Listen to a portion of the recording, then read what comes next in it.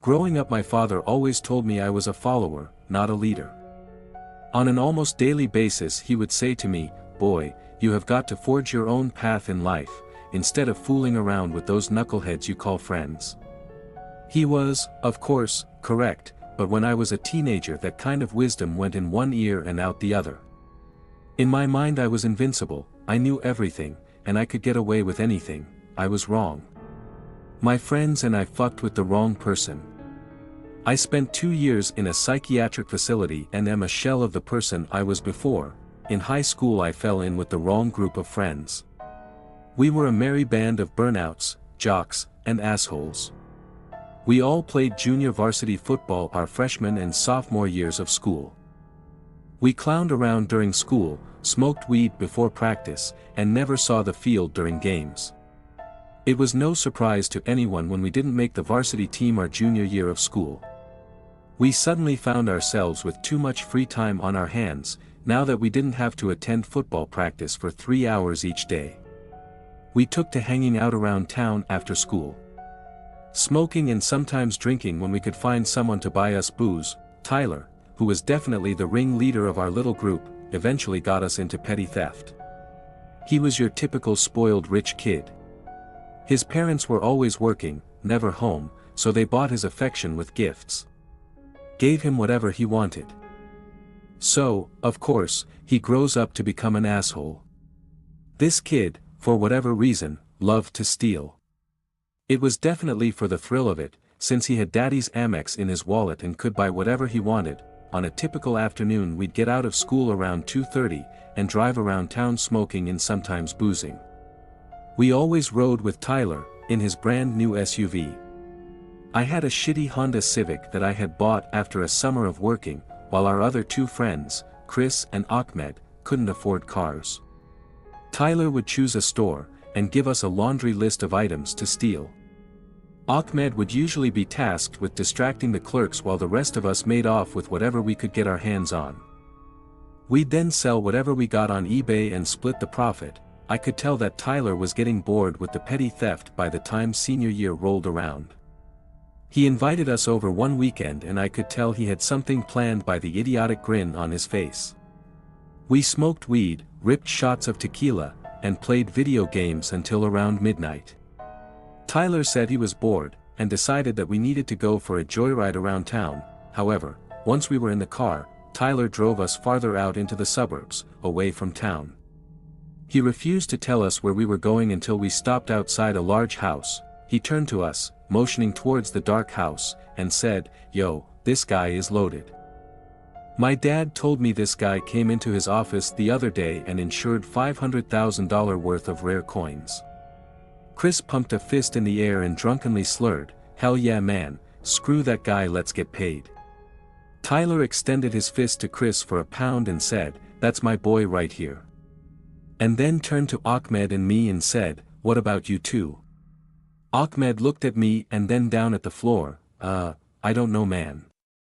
Stealing shit from a store is one thing, but breaking into some guy's house is goddamn serious."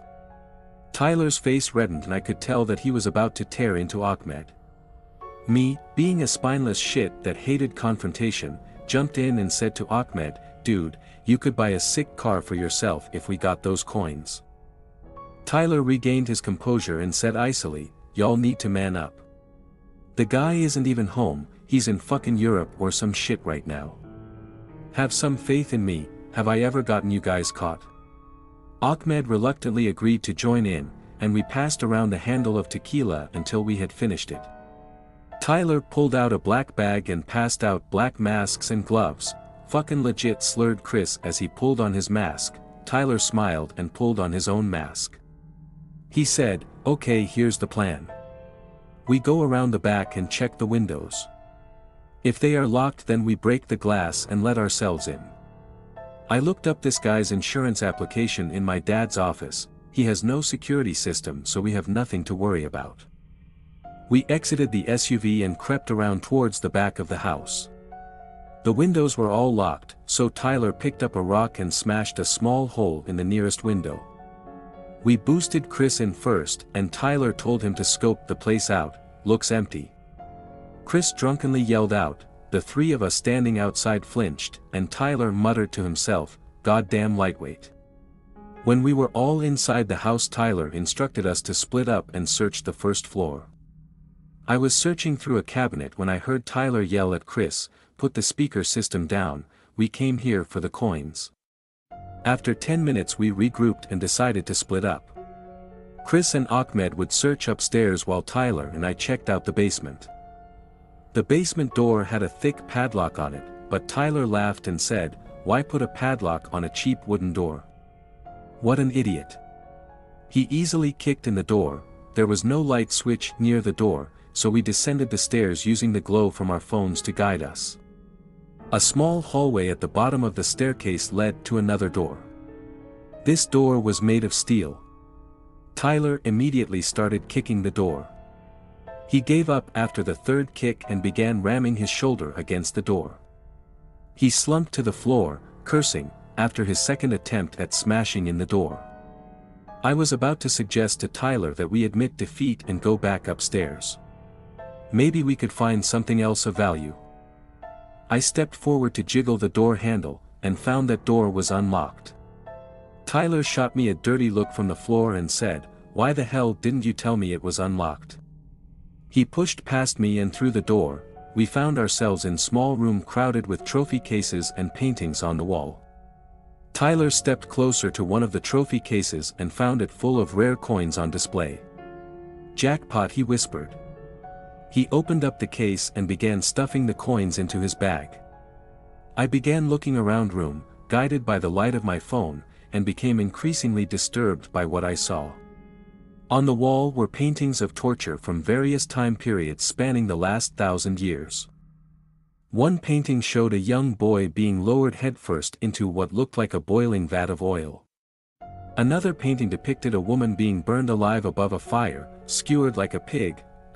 Tyler, I said, my heart pounding, shut up and make yourself useful. He snapped. Check out the other trophy cases.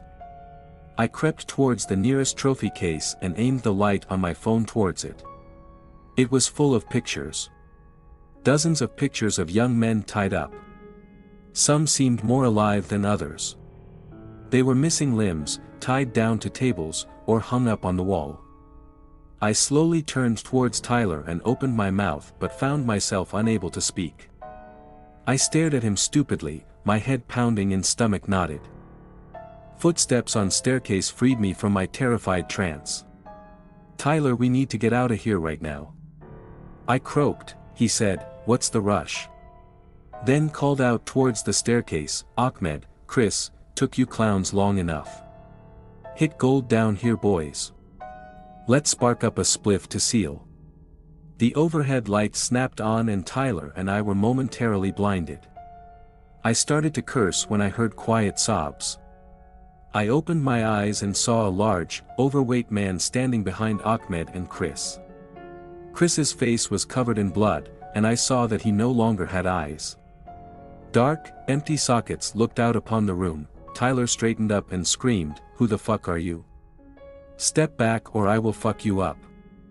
The fat man pushed Ahmed towards us, put hands around Chris's shoulder, and said, Chris, why don't you tell your young friend here what happens to boys who disrespect me? Chris opened his mouth and made a strange gargling sound. Blood dripped out of his mouth. Ahmed, tears running down his face, whispered to us, he cut out Chris's tongue and eyes. The fat man, eyes glinting, laughed deeply and said, Ahmed is correct, but I think we can all agree that Chris is much better behaved now. He patted Chris on the head, tousled his hair, and said, now, which one of you can explain what nice young men like yourself are doing in my home at this time of night? Tyler took a step towards the man, raising his fists, and said, you have no idea who you are messing with. The fat man chuckled, causing his jowls to jiggle and raised a pistol. Tyler paused for a moment, contemplating the gun in the man's hand. No way, you can't touch me, my father is a powerful man, said Tyler. The fat man laughed again, put the gun to the back of Chris's head and pulled the trigger. Brains and bits of skull showered Tyler. You boys can call me Mr. G, and you are going to do exactly what I say," said the man. He nodded towards me and said, "You, take the painting down behind you and twist the knob." I did as he instructed and a secret door in the wall opened, revealing a large, circular room behind it. "Move along now," said the man cheerfully. The three of us slowly moved into the room with the fat man not far behind. In the center stood a stainless steel surgical table. The periphery of the room was filled with a variety of torture devices that looked straight out of the Dark Ages. I recognized a torture rack, Judas' cradle, an Iron Maiden, and a large vat sitting over a propane burner. On a wooden table there appeared to be a wide variety of knives, hammers, scalpels, and saws. Mr. G put his left hand into his pocket and pulled out a black plastic comb. He combed back his dark greasy hair while still pointing the gun at Tyler. "Where do we go from here?" he mused aloud as he placed the comb back into his pocket. He continued, "Tyler, only one of you will be allowed to leave my house tonight." "Who should it be?" A dark spot began to grow on Tyler's crotch. The smell of urine filled the large room. Tyler pointed a trembling hand towards Ahmed and me and said with a quavering voice, "This was all their idea. They dragged me into this whole thing. I swear." Mr. G's brow furrowed as if he were seriously considering Tyler's words. He smiled at Tyler and said, "I believe you, Tyler. But the only way you can leave is if you help me tie up your friends. There is some rope over on the wooden table." A look of relief came upon Tyler's face, and he smiled at Ahmed and me. He shouted out, "Whatever you say, Mr. G." As he quickly scampered over to the table to retrieve the rope. "Good, now bring it back to me, my boy," said Mr. G.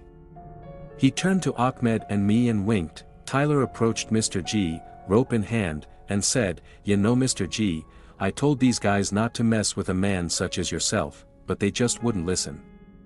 Yes, I am sure you did," said Mr. G as he pulled out a small taser and knocked Tyler unconscious. Mr. G grunted, "You boys stay right where you are," as he bent over to tie up Tyler's hands and feet. He then dragged Tyler's limp body over towards the large vat and hoisted Tyler into it.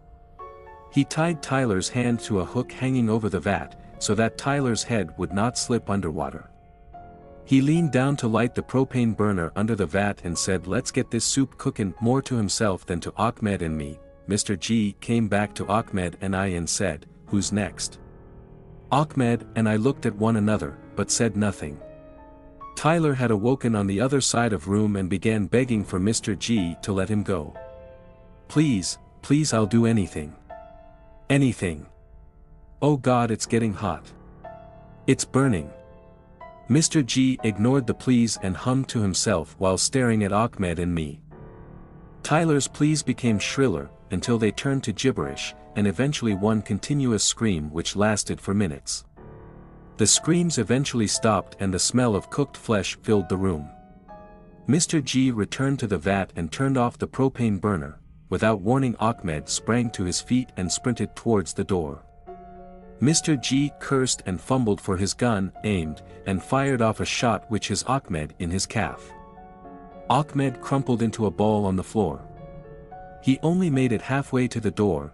Mr. G walked over to Ahmed, grabbed both of his arms, and dragged him towards the steel table in the center of the room. He looked at me and said, "Lucky man. I am going to put on a show for you." They were 10 feet away from the table when I made my move. I used every last bit of energy I could muster as I sprinted towards the monster in the middle of the room. He had dropped Ahmed's arms and pulled out his gun. I could feel the bullets whizzing over my head, but the adrenaline surging through my body drowned out any and all sounds. My shoulders connected with the fat man's abdomen and I pumped my legs, driving him backwards like we were taught during football. We gained momentum as his obese body began to topple backwards. I dug deep to pull up whatever strength I had left. His body slammed into the open Iron Maiden. I released him and immediately grabbed the door and struggled to push it shut. I heard a gasp from within the contraption as the spikes bit into his flesh, but he did not scream.